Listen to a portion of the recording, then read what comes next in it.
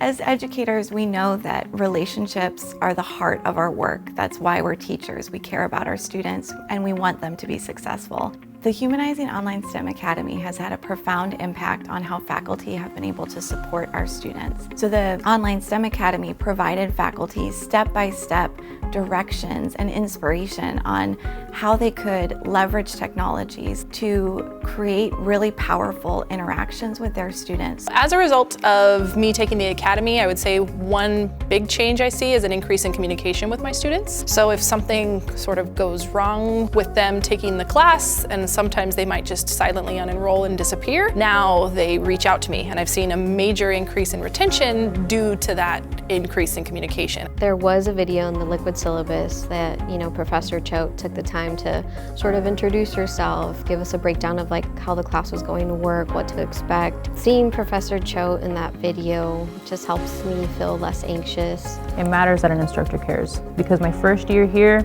I was super overwhelmed. I didn't know how to communicate. I thought I was organized already, but I had no idea. If you don't have a support system, you feel like you want to give up.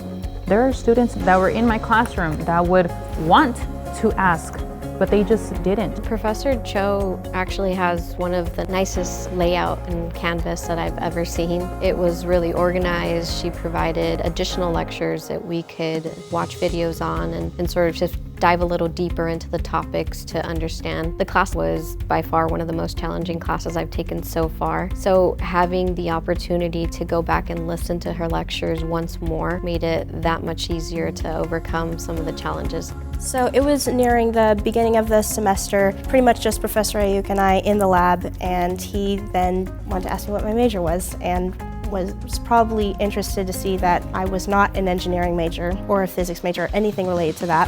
Fast forward 5 quizzes into the semester, I received a quiz back. Instead of commentary on how I could improve or something with an exclamation point at the end, consider majoring in 3 different engineering majors or physics, all caps. A few weeks following that, he then proceeded to ask, so did you consider changing your major?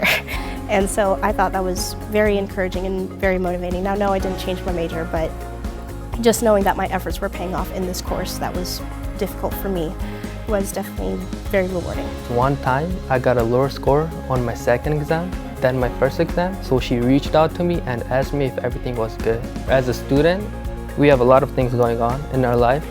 It showed that she doesn't only care about my learning, but me as a human being. Because of that one little thing that she reached out to me, that made me do even better on my 3rd exam. It's normal not to understand things the first time around, and being able to establish a good relationship with your professor where you can say, hey, can I talk to you on a separate note, and can we discuss this a little further? One of the really powerful things about the Academy is that faculty have been able to take what they've learned and apply it to their face-to-face teaching. And we have research from our project that shows that students in online classes that are taught by faculty who complete the Academy experience high rates of belonging.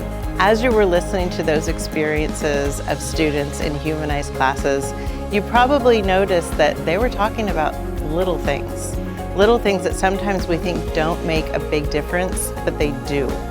And so as we move forward with closing equity gaps, we need to be sure that we keep instructor-to-student relationships at the center of our work, whether or not learning happens face-to-face or online.